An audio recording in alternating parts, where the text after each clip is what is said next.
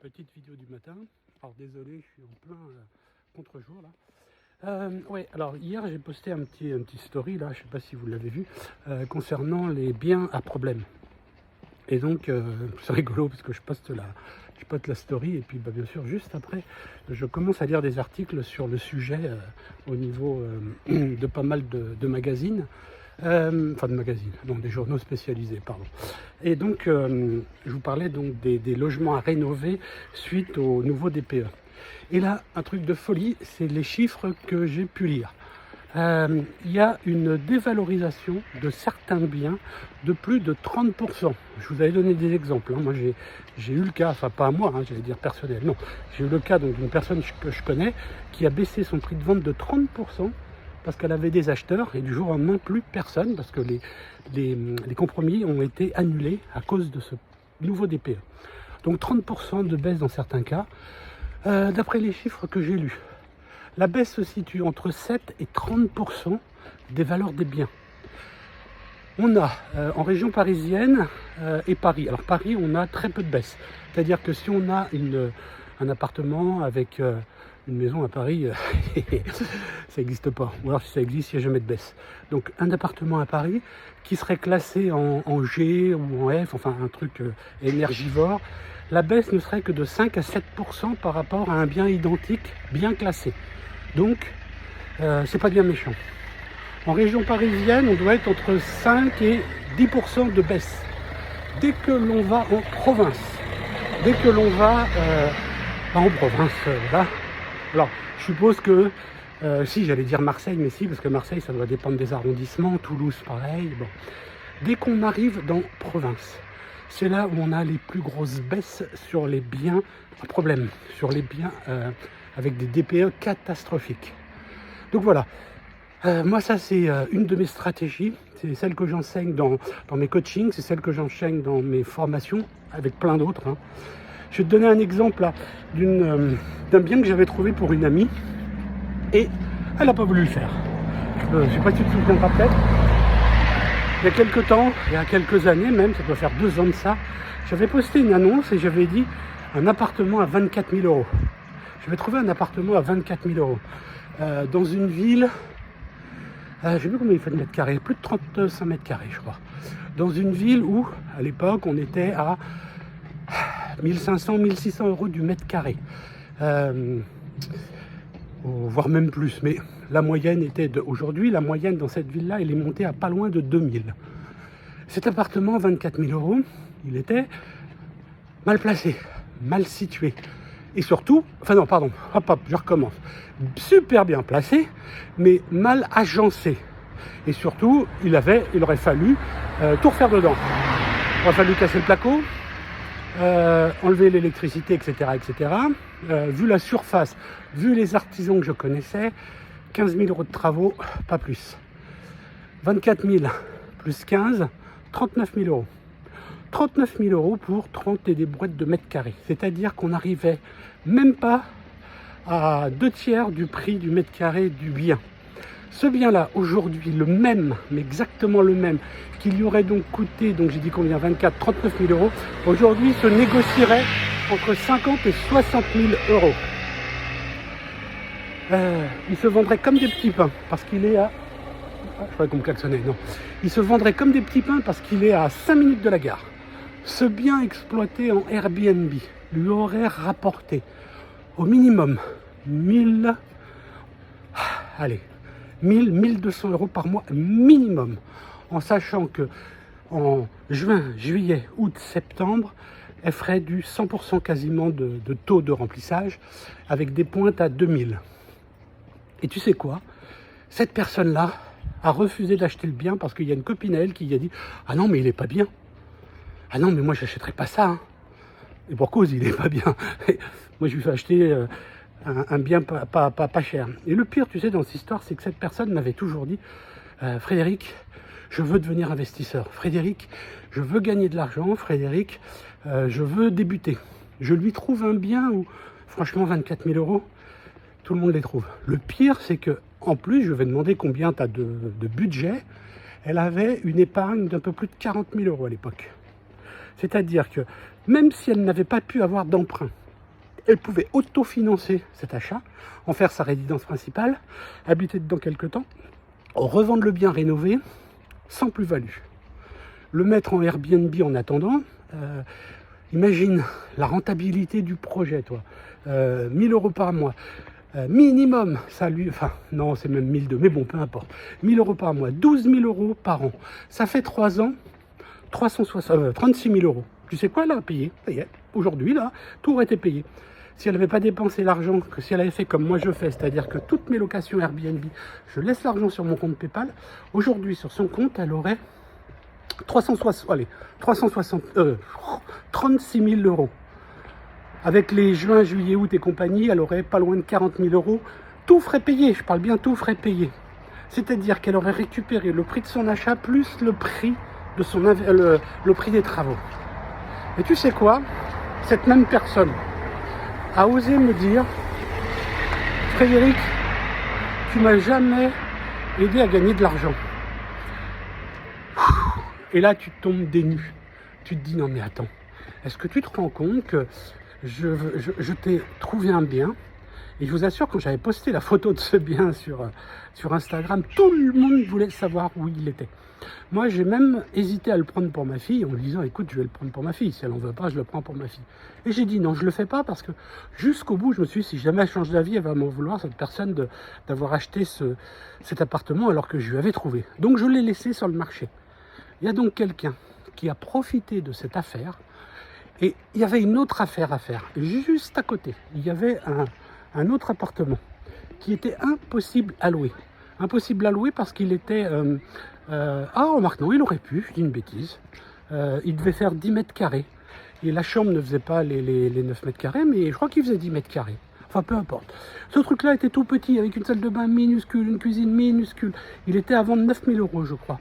Si elle avait acheté ce petit appartement en plus, au lieu de faire un grand appartement, elle coupait, c'est-à-dire qu'elle déplaçait la cloison, parce qu'ils étaient côte à côte, mitoyens, avec possibilité d'ouvrir les murs.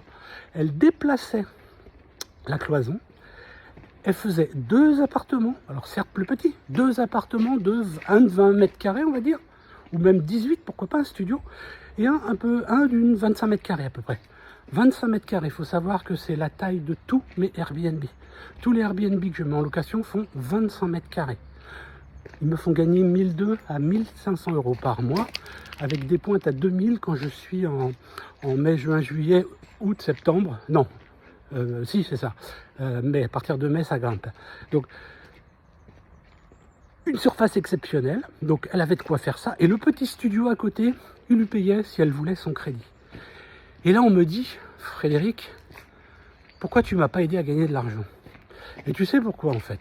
Ben, cette personne-là, elle voulait débutante. Elle n'y connaît rien en immobilier, rien en travaux.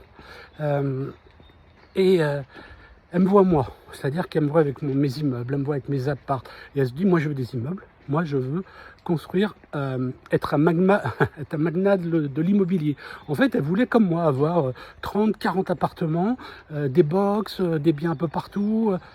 Mais ce qu'elle n'a pas compris, c'est que moi, avant de débuter, avant d'avoir des immeubles, j'ai commencé par acheter un appartement. J'ai fait une connerie, et encore c'était pas une connerie, je l'ai pris en défiscalisation, donc il m'a coûté cher. J'ai acheté un appartement neuf, à l'époque je connaissais rien. J'ai fait des erreurs, et c'est pour ça que maintenant je fais des formations, c'est pour apprendre mes erreurs aux autres. Donc cette personne-là, on lui a dit, oh mais fais pas ça, tu fais des conneries. En fait, tu sais, le pire en histoire, la personne qui lui a dit, non mais fais pas ça, c'est pas bien, une podologue. C'est une nana qui est podologue, qui doit avoir 60 piges, qui depuis 10 ans ne veut plus travailler. En fait, c'est une nana qui vit avec 3 francs 6 sous, qui a plus de thunes, qui a eu un appartement, je suppose qu'elle a dû avoir un mari ou quelque chose comme ça, à une époque qui avait un peu d'argent, et elle a un appartement qu'elle a loué dans Paris, et puis elle s'est fait entuber une fois. Et du coup, elle a dit, bah non, mais l'immobilier, ça marche pas. Moi, j'en ai fait une fois, j'ai eu un mauvais locataire, et ça m'a tout foiré. Sauf que là, moi, la personne que je voulais former, je vais tout te dire maintenant, hein, c'est autant de tout te dire. Moi, ce que je lui avais proposé, c'est voilà, je te prends en main. C'est-à-dire que tu pars de zéro. On va filmer tout ton parcours. On va partir de tu es nul en immobilier, tu n'y connais rien, tu as juste 30 ou 40 000 euros d'avance sur toi, pas d'emploi, c'est-à-dire qu'à l'époque, elle était sans emploi, elle venait de perdre son job, elle venait de se faire virer d'un truc familial, enfin bon, plus d'argent. Et je lui dis, tu sais quoi, on va montrer comment une personne qui n'a pas de revenus, une personne qui a juste 40 000 euros devant elle, et si elle les avait pas eu, tu sais, on faisait un petit emprunt à la banque en crédit revolving ou en truc. Certes, ça y aurait coûté plus cher d'intérêt, mais franchement, les taux d'intérêt du crédit revolving aujourd'hui ne correspondent même pas au taux d'intérêt des crédits d'il y a 20 ans, ou même il y a 15 ans. Bon, donc on partait de zéro. Je lui faisais acheter ce bien et on filmait tout. Mon but, c'était de faire une formation. Je pars de zéro. Je pars de zéro. Je trouve un bien, on expliquait comment on a trouvé le bien, parce qu'en plus, c'est un bien que j'avais trouvé dans une agence. Et donc, pour économiser en plus de l'argent, parce que le prix que j'annonçais, c'était frais d'agence inclus. On pouvait économiser 5 000 euros de frais d'agence, minimum. J'avais prévu, on a commencé déjà, on a retrouvé le bien ensemble, on a trouvé l'adresse du bien, on a visité au moins 5 ou 6 immeubles. On a passé des heures sur la région à chercher où était cet appartement. On l'a retrouvé, avec des indices que je donne dans ma formation, comment j'ai retrouvé ce bien. Une fois qu'on a retrouvé ça, on avait le propriétaire. On n'avait plus qu'à faire notre offre. Et je voulais filmer la totalité, à savoir le démarchage des entreprises, voir les coûts, aller chez les fournisseurs, comment on négociait les prix, comment on pouvait mentir aux fournisseurs en leur disant, ben voilà, je fais un test avec vous, j'achète une fois chez vous, mais attention, j'ai plein d'immobilier, puis on va en acheter d'autres. Lui montrer comment c'était les affaires. Ensuite, on filmait aussi pendant les travaux. C'est-à-dire qu'en gros, on aurait eu 6 mois, je pense, de formation. 6 mois où je l'aurais filmé, enfin, pas seulement filmé elle, filmer nos recherches, filmer les statistiques, filmer les devis. Et à la finale, on montrait le résultat. À savoir, comment est l'appartement une fois terminé, la mise en location sur Airbnb, la recherche d'un locataire normal pour le deuxième appartement pour sécuriser le truc. C'est-à-dire que le studio qui lui était tout seul, il nous aurait permis de payer toutes les charges. À la finale, le studio payait les charges et le grand appartement Airbnb, le grand, bon, par rapport à l'autre, le grand permettait de générer son cash flow.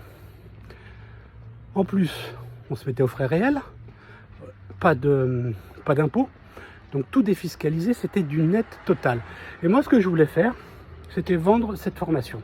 C'est dire, regardez comment on a fait avec une personne qui ne connaît rien, qui partait de zéro. Regardez, aujourd'hui, elle a un appart qui lui rapporte tant par mois. Et surtout, parce que c'est ça qui est important, aujourd'hui, elle est capable de reproduire. Oh, un pigeon mort. Un pigeon mort sur une fenêtre. Je sais pas ce que... Tu crois que c'est un signe quelconque, ça? Je sais pas ce que ça veut dire. Pauvre bête. Donc... moi, tu sais, dans la vie, on m'a toujours dit, Frédéric, si tu donnes du poisson à quelqu'un, tu lui donnes à manger pour un jour. Si tu lui apprends à pêcher, tu lui donnes à manger pour toujours. Moi, on m'a inculqué ça étant petit. Et moi, quand on me dit de faire quelque chose, j'apprends. J'apprends, je veux pas qu'on me donne d'argent. Moi, je refuse qui que ce soit. Personne ne m'a donné d'argent. J'ai toujours refusé qu'on me donne de l'argent. J'ai toujours voulu qu'on me donne des compétences et des capacités. Et donc, c'est ce que je voulais lui faire. Et ce qu'elle avait fait une fois avec moi, elle pouvait le refaire 2 fois, 3 fois, 10 fois, 100 fois, autant qu'elle voulait. Et tu sais ce qu'on peut faire pour un appartement? On peut le faire pour une maison, on peut le faire pour un immeuble. Et donc voilà, voilà ce que je voulais faire. Et j'ai pas choisi la bonne personne, malheureusement, parce que c'est une personne qui a un mental... c'est compliqué à expliquer. Elle a un mindset un peu compliqué. C'est-à-dire que c'est quelqu'un qui veut s'en sortir, mais qui malgré tout a peur de réussir. C'est quelqu'un qui veut s'affranchir des gens qui l'entourent, à savoir une famille nocive, une famille qui lui dit tu n'arriveras jamais à rien, une famille qui lui dit t'es nul, une famille qui lui dit mais ma grande tu gagneras, vu tes capacités tu gagneras jamais plus de 1500 € par mois, une famille qui lui dit ah non mais fais surtout pas ça sinon tu vas perdre tes allocations familiales, surtout fais pas ça parce que tu n'auras plus la CAF, surtout fais pas ci parce que... Reste auto-entrepreneur, surtout ne gagne pas plus de 1000 € parce qu'après tu vas voir tu vas payer des impôts, c'est une horreur, enfin bon. Donc elle avait d'un côté ces personnes-là nocives Et de l'autre, moi qui essayais donc, de par cette putain de formation, de lui remonter son mindset. Quand j'arrivais à lui monter son mindset, bah, c'est quand elle voyait plus ses parents. Et là, c'était, franchement, c'était de la bombe atomique, cette fille. Bosseuse, mais vraiment elle y allait, hein, bosseuse, elle avait envie, elle en voulait. Dès qu'elle voyait ses parents, ça redevenait une larve. Oui, mais de toute façon, ça marchera pas. De toute façon, on m'a dit que tu faisais ça, c'était uniquement pour me laisser dans la merde plus tard. Enfin bon, des trucs que j'ai jamais... Enfin bon, des trucs qui sont inimaginables, surtout pour ceux qui me connaissent. Surtout pour ceux aussi qui ont suivi mon coaching et mes formations, ils savent comment je suis en vrai, que je donne 100 fois plus que ce que je demande. Mais bon. Et au final, voilà. Et aujourd'hui, bah, tu sais quoi, cette personne me dit, bah Fred, tu m'as jamais rien donné. Non, je t'ai jamais rien donné, effectivement. Je t'ai juste donné l'opportunité de gagner, de te faire 30 000 € de plus-value sur une affaire. Et je t'ai donné aussi l'opportunité de faire ce que moi j'appelle une machine à fabriquer de l'argent. Parce que moi, tout ce que je fais, tous mes business que je fais, ce sont des machines à fabriquer de l'argent. C'est-à-dire que je ne me contente pas d'un travail. Parce qu'un travail, si tu fais 8 heures par jour, tu vas être payé 10 € de l'heure ou 20 € de l'heure. La seule manière de gagner plus, c'est d'augmenter ton temps de travail. Moi, je fais des machines à fabriquer de l'argent. C'est-à-dire que mon temps de travail ne rentre pas dans c'est pas une, comment dire, bonjour, c'est pas un morceau de l'équation. C'est-à-dire que mon temps de travail, bonjour, mon temps de travail, c'est-à-dire que je travaille 1 heure, 10 heures, 100 heures ou 1000 heures, ça change rien. Mon rendement sera non pas en fonction de mon temps de travail, mais il sera en fonction de mon temps, de ce que j'aurais mis au début. C'est-à-dire que je peux reproduire 100 fois, 10 fois, 1000 fois ce que je fais. Et donc voilà, je lui permettais donc de sans travailler. Alors si, elle aurait bossé pendant 3 mois, je t'assure qu'il aurait fallu qu'elle y aille. Parce qu'elle aurait pris la truelle, elle aurait pris les couteaux à enduire, elle aurait pris les pinceaux, elle aurait pris... je t'assure que je l'aurais fait bosser. J'aurais donné des conseils, j'aurais filé peut-être un petit coup de main de temps en temps, mais j'aurais filé tous les conseils qu'il faut pour faire ses travaux seul. Parce que t'as pas d'argent, il faut trouver une solution. Et elle ne l'a pas fait. Et aujourd'hui, c'est une dame qui vivote, qui gagne 3 francs 6 sous par-ci par-là, et qui a bouffé son capital. C'est-à-dire que de 40 000 €, s'il lui reste 15 000, c'est le maximum, qui peut donc plus rien acheter. Elle n'a toujours pas de travail, du coup, elle ne peut pas emprunter. Et puis, elle n'a même plus cet apport. Et tu vois, moi, je trouve ça dommage. Je trouve ça dommage quand tu as une personne comme moi, parce qu'en plus je lui faisais gratos. Je ne lui demandais pas 1 centime pour la former. La seule chose que je lui avais dit, c'est je te demande simplement qu'on filme tout ce qu'on va faire pour pouvoir montrer aux autres et que les autres puissent faire comme toi. Donc voilà, je voulais te parler de ça parce que là on est en pleine période là où on va avoir des biens qui vont tomber sur le marché, où il va y avoir de l'argent à gagner, où il va y avoir des trucs. Mais attention, faut pas faire n'importe quoi, faut pas acheter n'importe quoi. Je pense qu'aujourd'hui, c'est maintenant ou jamais qu'il faut te former. On va arriver dans une ère où ça va cartonner. On va avoir, je précise bien, pour les biens à problème, mais c'est la seule chose qui nous intéresse réellement. Aujourd'hui, si tu veux démarrer dans l'immobilier, si tu n'en as jamais fait, concentre-toi sur les biens à problème. C'est là que tu vas gagner du gros cash. C'est là que tu vas gagner de la grosse plus-value. Que tu veuilles de faire de l'achat-revente, que tu veuilles juste faire de l'achat locatif, constitution de patrimoine, quoi que ce soit, quel que soit ce que tu veux faire aujourd'hui, c'est là, je crois qu'on n'a jamais eu une période comme ça. On vit une période qui n'a jamais existé, à savoir le renouvellement total du parc locatif et du parc immobilier. Parce que toutes les maisons, tous les appartements construits avant les années 80 vont subir de plein fouet le fameux DPE. Parce que dans les années 80, on n'isolait pas terrible les appartements. Et tu sais, les années 80, c'est pas si vieux que ça fait 40 piges. Voilà, ça fait que 40 ans. Avant cette loi, ça aurait été difficile de gagner autant d'argent sur des appartements construits ou des maisons construites dans les années 80. Aujourd'hui, grâce à ce DPE, grâce aux gens qui vont prendre peur aux passoires thermiques, etc., on va pouvoir gagner beaucoup d'argent. Jusqu'à maintenant, pour pouvoir faire ça, on ne pouvait le faire que sur des très très très vieilles bâtisses. Tu vois là par exemple, le petit immeuble que tu vois là, en bordure de rivière, je connais le propriétaire. C'est juste un entrepôt. C'était des garages. Tu vois, il y a des usines, il y a beaucoup d'usines dans le coin. Tu vois, là, ici, il y a une vieille usine en briques. Là, c'est énorme. Là. Tu vois, la maison là, c'était une très très vieille maison. Tu ne pouvais gagner de l'argent que sur ce genre de choses. C'est-à-dire que tu rachetais cette bâtisse là qui a été vendue 80 000 euros, je crois. Là, ce truc-là, là, magnifique. Ça a été vendu 80 000 euros parce que, mais je vais te montrer ce qu'il y a, tu vas voir, c'est pas petit, hein. Ça a été vendu 80 000 euros parce que c'était, mais vétuste, pas d'isolation. Pire que tu regardes, là, on a un petit peu la même chose là. Là, celle-là, elle a été un peu rénovée. Mais ce genre de truc, tu payes ça une bouchée de pain. Donc ici, tu vois, cette petite maison-là. Pas petite maison. Ils vont faire 7 appartements là-dedans. 7 ou 8, je sais plus. Regarde. Tu vois, c'est ici. Ça va là. Et ça va jusque là-bas. Jusqu'aux fenêtres blanches là-bas. Cet immeuble-là va jusqu'au chien assis là-haut. Ça, plus. On va te faire un petit tour du propriétaire. Tu vois, ce genre de truc là. Alors attention, il y a des travaux. Hein. Avec tout ça là, c'était une friche. Avec des tonnes de détritus ici. Et imagine le parking là. Regarde, au bord de la rivière. Ok. Avec en face une usine qui le jour où elle sera rénovée. Regarde, pas fini. Regarde, tout ça là. Ici, ils ont créé un escalier pour créer une entrée séparée. Tu as une entrée de l'autre côté. Pour les autres appartements, ils ont créé des caves. Tu vois, là, moi je les ai vus quand ils ont monté l'escalier là. Et bien tout ça, pour 80 000 euros. Alors certes, hein, il y a de l'argent pour les travaux. Je ne sais pas combien ils ont emprunté, mais peu importe. Tu vois, donc avant ça, tu ne pouvais gagner de l'argent qu'avec des choses comme ça. Avec le nouveau DPE, tu vas pouvoir gagner ça sur des maisons et des appartements des années 80. Réfléchis un peu à tout ce que tu vas pouvoir gagner, tout ce que tu vas pouvoir rénover, que ce soit pour de l'achat-revente ou pour du locatif. Voilà. J'ai fait un petit coup de gueule. C'était mon petit coup de gueule, c'est parce qu'il y a des gens qui pensent que tu veux les exploiter et ça m'énerve quand tu veux rendre service aux gens et qui ne comprennent pas. Il y a des gens qui pleurent tout le temps, qui disent mais j'y arrive pas, la vie est dure, comment tu veux que je m'en sorte avec 1000 euros par mois et que quand ils ont une affaire à faire, ils sautent pas dessus. Je sais pas toi, hein, tu pourrais me le dire tiens, dans les commentaires, ça me ferait plaisir. T'aurais dit quoi toi? T'aurais plongé, t'aurais pas plongé? Un mec qui vient de voir, un mec comme moi.